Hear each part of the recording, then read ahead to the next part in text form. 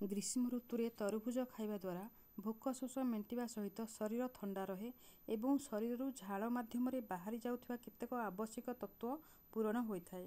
ସେ ତରଭୁଜର ଶ୍ୱେତ ଅଂଶକୁ ନ ଫୋପାଡ଼ି ମୁଁ 3ଟି ଆଇଟମ୍ ବନେଇବି। ବର୍ତ୍ତମାନ ସେଇ ତରଭୁଜର ଶ୍ୱେତ ଅଂଶକୁ ମୁଁ କାଟି ନେଇଛି, ଅଧ କିଲୋ ନେଇଛି। ତାପରେ ଗ୍ୟାସ୍ ଲଗାଇ କଡ଼େଇ ବସିକି ପାଣି ଦେଲି। ତାପରେ ଏଇ ଯେଉଁ ତରଭୁଜକୁ ମୁଁ ସେଇ କଡ଼େଇରେ ଦେଇଦେଲି। ବର୍ତ୍ତମାନ ତାକୁ କଭର କରି ନେବା, କିଛି ସମୟ ସିଝିବା ପାଇଁ ଛାଡ଼ିଦେବା। ତାପରେ ସେପଟେ ମୁଁ ଅରୁଆ ଚାଉଳ ନେଇଛି, ଭିଜେଇକି ରଖିଛି, ଗୋଟେ ଅଧ କିଲୋ ନେଇଛି। ବର୍ତ୍ତମାନ ଫୁଟୁଛି ଆମର। ଏବେ ଆମର ସିଝିଯିବ, ଆଉ କମ୍ ସମୟ ଲାଗିବ ସିଝିବା ପାଇଁକା। ତାକୁ ସିଝିଗଲା ପରେ ଗୋଟେ ପାତ୍ରକୁ କାଢ଼ି ନେବା। ତାପରେ ସେ ଯେଉଁ ଭିଜେଇକି ରଖିଥିଲି ମୁଁ ଯେଉଁ ଅରୁଆ ଚାଉଳ, ସେ ଅରୁଆ ଚାଉଳ ସହିତ ଏଇ ସିଝା ହୋଇଥିବା ତରଭୁଜକୁ ମୁଁ ତାକୁ ମିଶେଇକି ଗ୍ରାଇଣ୍ଡର ଜାରରେ ରଖିନେଲି। ତାପରେ 200 ଗ୍ରାମ ଖଣ୍ଡେ ଗୁଡ଼ ମଧ୍ୟ ଦେବା ଆ ଭିତରେ। ଏଇ ସବୁକୁ ଆମେ ମିଶେଇକି ଗ୍ରାଇଣ୍ଡିଙ୍ଗ କରିନେବା। ବର୍ତ୍ତମାନ ମୁଁ ଗୁଡ଼ ନେଲି। ଗୁଡ଼, ଚାଉଳ ଏବଂ ସିଝି ଯାଇଥିବା ସେଇ ତରଭୁଜକୁ ମୁଁ ସମ୍ପୂର୍ଣ୍ଣ ଭାବେ ଚିକ୍କଣ କରି ଏଇ ଗ୍ରାଇଣ୍ଡର ଜାରରେ ବାଟି ନେଲି। ତାପରେ ଗୋଟେ ବାଉଲରେ ତାକୁ ରଖିଦେଲି। ତାପରେ ତାକୁ କଭର କରିନେଲି। ତାପରେ ତାକୁ ମୁଁ ଛାଡ଼ିଦେଲି 4 ଘଣ୍ଟା ପର୍ଯ୍ୟନ୍ତ ଫୁଲିବା ପାଇଁ ଛାଡ଼ିଦେଲି। ସେପଟେ ଆମେ ବେସର ତରକାରୀ କରିବା। ମୁଁ ନେଇଛି ଜିରା, ସୋରିଷ, ମଗଜ, ଟମାଟୋ, ତାକୁ ମୁଁ ସମ୍ପୂର୍ଣ୍ଣ ଭାବେ ବାଟି ନେଲି। ତାପରେ ଏପଟେ ତେଲ ପକାଇ ଫୁଟଣ ପକାଇଲି।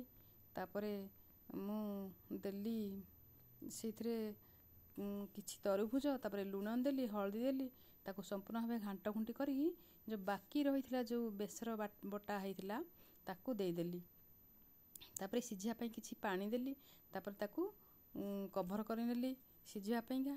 ତାପରେ ଏଇଥିରେ ମୁଁ କାଟିକି ରଖିଥିଲି ଗୋଟେ ଆଳୁ, ଗୋଟେ ବାଇଗଣ। ଫୁଟିଲା ପରେ ତାକୁ ଦେଇଦେଲି। ଦେବା ପରେ ତାପରେ ସେପଟେ ବଡ଼ିକି ଛାଣିଦେଲି। କାହିଁକିନା ଆମର ଏଇଟା ଗୋଟେ ବେସର ତରକାରୀ କରିବାର ଅଛି, ତେଣୁ ବଡ଼ି ଆମର ଛଣା ସରିଗଲା। ଏବେ ତରକାରୀରେ ଆମେ ବଡ଼ିକି ଦେଇଦେବା। ତାପରେ ବଡ଼ି ଦେଇ ସାରିଲା ପରେ ତାପରେ ପୁଣି ତାକୁ କଭର କରିନେବା।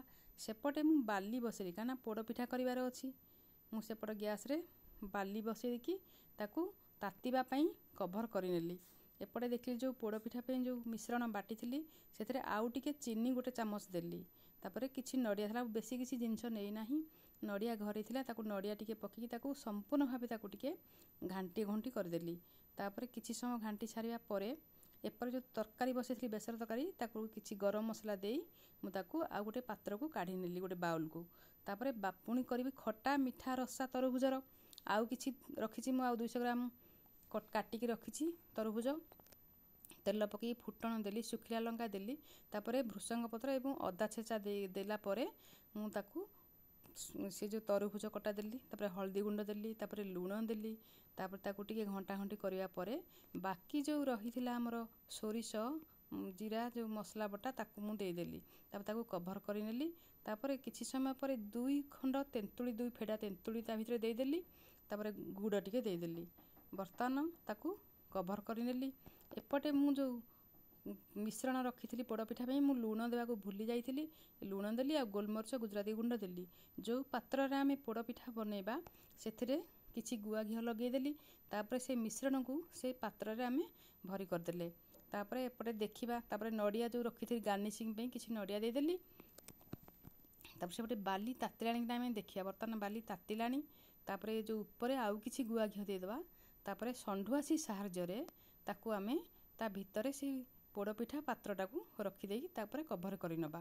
ଏପଟେ ଆମର ଦେଖିଲେ ଖଟା ଆମର ହେଇଗଲାଣି, ଖଟା ମିଠା ରସା ତରଭୁଜର। ତାପରେ ପୋଡ଼ପିଠା ଆମେ ଦେଖିବା ହେଲାଣି ନାହିଁ। ଗୋଟେ କଣ୍ଟା କିମ୍ବା କାଠି ସାହାଯ୍ୟରେ ଆମେ ତାକୁ ଦେଖିବା।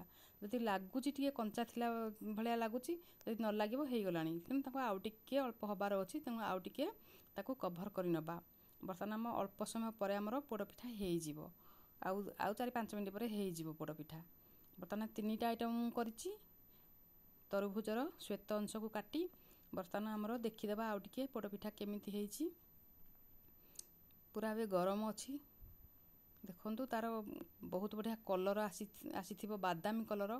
ପୁରା ବହୁତ ସୁନ୍ଦର ଦେଖାଯାଉଛି ସେ ଯେଉଁ କଲରଟା। ଗରମ ଅଛି, ତାତିଛି। ଏଠି ପୁରା ବାଦାମୀ କଲର, ବହୁତ ବଢ଼ିଆ ଦେଖାଯାଉଛି। ଏବେ ଆମର ରେଡ଼ି ହେଇଗଲା।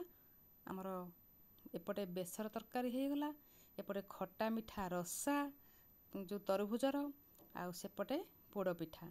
ବର୍ତ୍ତମାନ ଆମର 3ଟା ଆଇଟମ୍ ମୁଁ ଫୋପାଡ଼ି ଦେଉଥିବା ତରଭୁଜରେ ମୁଁ 3ଟା ଆଇଟମ୍ ବନେଇଛି। ଆପଣମାନେ ବି କରନ୍ତୁ। ତାପରେ ସେଦିନ ଆମର ପାରିବାରିକ ସତ୍ସଙ୍ଗ ବି ସେଇଦିନ ଥିଲା, ମୁଁ ସେଇଥିରେ ଆଟେଣ୍ଡ କରିଥିଲି।